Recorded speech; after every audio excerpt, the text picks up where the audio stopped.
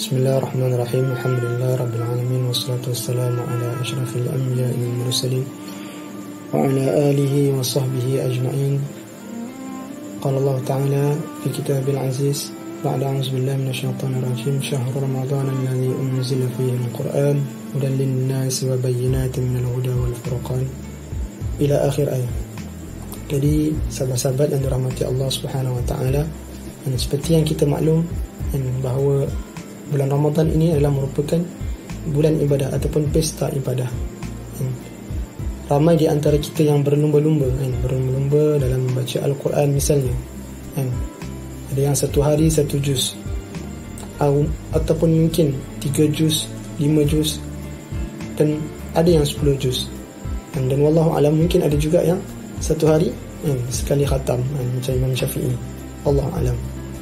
Jadi kita mengharapkan dengan setiap bacaan kita itu Allah menerima amal ibadat kita.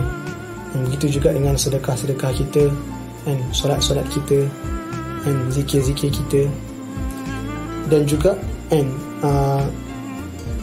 solat-solat malam kita, insya-Allah.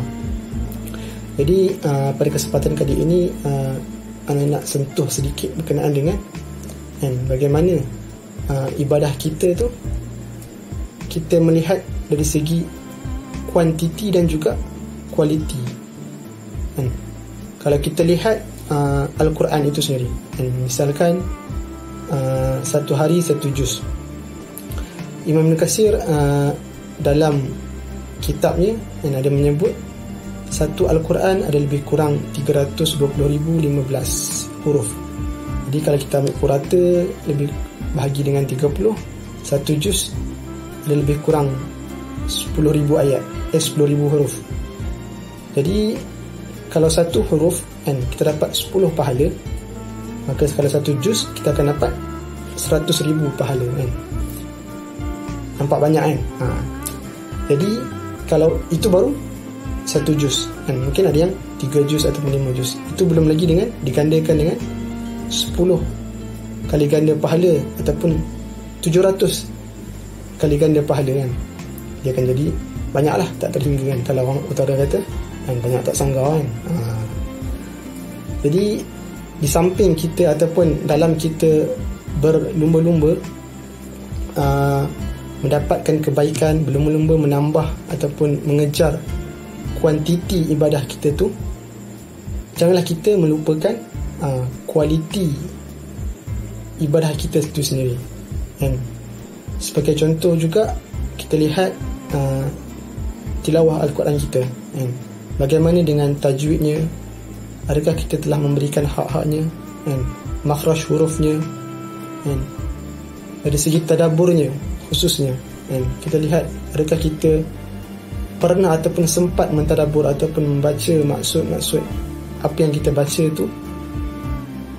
Itu juga merupakan salah satu indikator untuk kita mengukur kualiti ibadah kita itu sendiri.